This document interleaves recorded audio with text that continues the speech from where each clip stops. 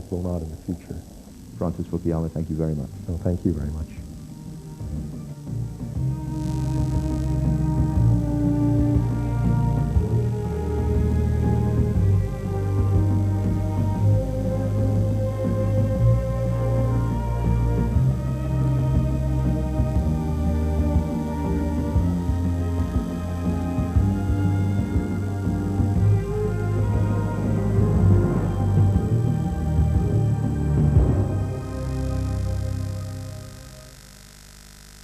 To accuse an athlete of a doping offence is a very, very serious matter. When Dianne Modahl was expelled from the Commonwealth Games after failing a drugs test, the scientific evidence didn't add up. Everybody agreed there was severe bacterial contamination of the urine sample. That girl was so straight and so transparent, it seemed to me outrageous. But the reputation of the athletics establishment was at stake. They must feel that no mistakes can be made. I didn't believe for a second he would win. The Dianne Modahl story, Saturday at 6:25 on BBC2. Sylvester Stallone stars in the film on BBC1 in just over 5 minutes, back in the ring against all the odds, in Rocky 2. In Scotland, it's at 12:20. Andrew Neil will be here for the midnight hour in a few minutes on BBC2, after the latest word on the weather from Michael Fish. Hello there, a change in the month and maybe before long a change in the weather. It could be getting milder later on in the weekend. But before that, January has indeed gone down in the record books. Dullest, and over England and Wales, that's the record that started in 1909. Northern Ireland not far behind, and pretty wet there in places as well. The northwest of Scotland, though, enjoying a good deal of sunshine. Now heading on south in parts of the Mediterranean today, extremely wet. Roads getting on for a couple of inches, certainly an inch and a half there, over 3 inches of rain in Gibraltar, and a couple of areas of low pressure, one moving away from the eastern Mediterranean and the other one affecting the area of Gibraltar. Of course, Spain, as you will recall, has had some very heavy rain indeed right the way through most of the month of January. Not two thunderstorms there. They affected Crete earlier on and they've moved up towards Rhodes and that southwestern tip of Turkey. So unsettled conditions are going to continue. But we're going to see a change around the British Isles. The high pressure that's been dominating the scene for so long will drift away quite quickly southeastwards, and then we're going to have another area of high pressure of our own for a while, but no isobars, so it's going to be a lot quieter, but there will be a fair amount of fog around and maybe even some frost. Now, I was talking about the fact that January was the dullest on record, but at least the sun made something of an effort during the day, because we did see the sun breaking out in many central and eastern parts, as well as along that western coast. But with fairly clear skies tonight, we're already paying for it. Temperatures well below freezing, so quite a sharp frost just about everywhere. Maybe hovering around freezing along those eastern coasts, the tip of Cornwall for instance, but elsewhere certainly a cold night. And then tomorrow, mostly dry, some sunshine from time to time, generally speaking.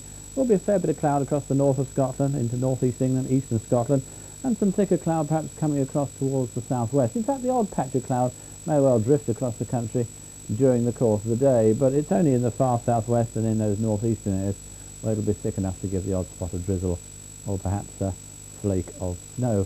Now the wind's been with us, of course, as you know, for some considerable time in the east. It's still in the east or in the southeast, but it's a lot lighter now. The arrows are much, much smaller, so it's lost that bite to it.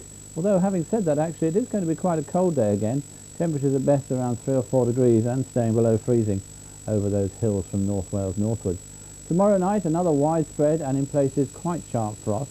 And then on Friday, the north and east here continues to have cloud or maybe a few flurries of rain, sleet or snow. Otherwise it's dry just about everywhere with some patches of cloud and those sunny intervals in between. A repeat performance on Friday night, another widespread frost, quite a sharp frost, and then another mostly dry day to come on Saturday, just a little flurry here and there, and again there'll be some spells of sunshine. 1 or 2 patches of freezing fog though lingering in some of those northern parts, and then another frost comes Saturday night, and then on Sunday we might begin to see something of a change. A thickening cloud edges in from the west, bringing a little bit of rain, sleet or snow. A very good night to you.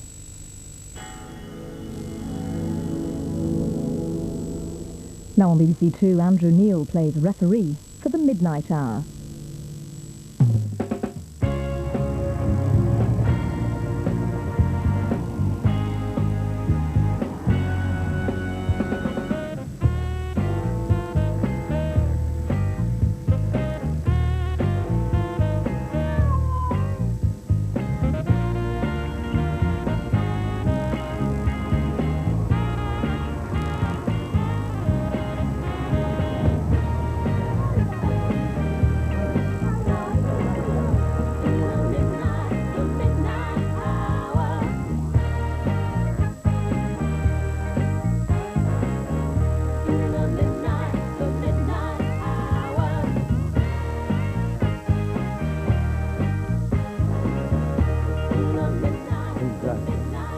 Good evening and welcome to Wednesday's Midnight Hour.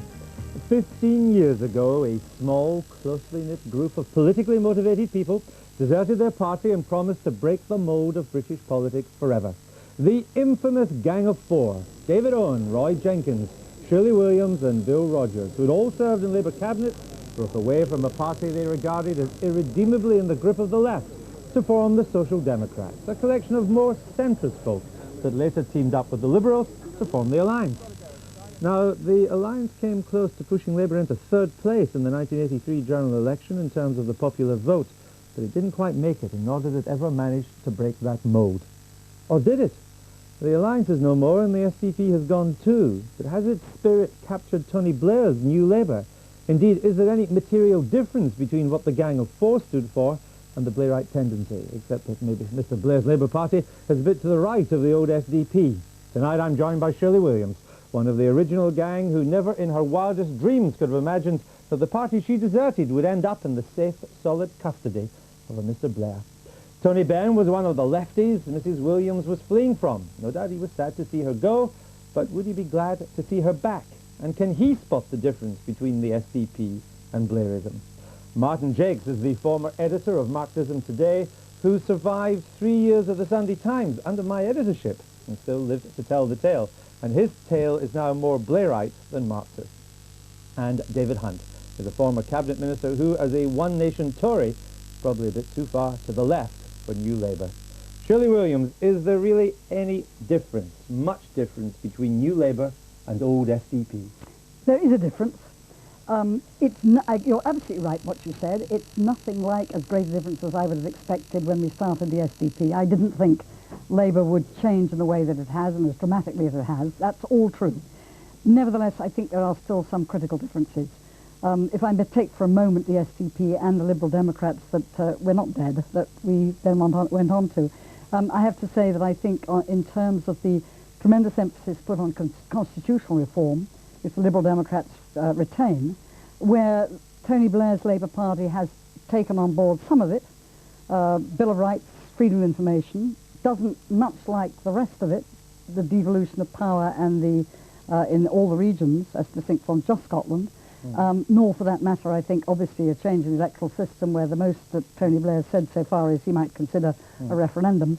And the other one, I think, though, where there'd be some difference would be Europe, where the Labour Party is still quite profoundly split on the issue, and where the Liberal Democrats and the old SDP before it were pretty well united on an intention to make Europe work. Tony Benn, much difference between New Labour and old SDP? Well, I sat in a Labour government with, what was his name, David Owen. I knew he was a Tory. With Reg Prentice, I knew he was a Tory. With John Horam, who now is a Tory minister. And you sat with them because you didn't want to rock the boat, but you knew they were Tories.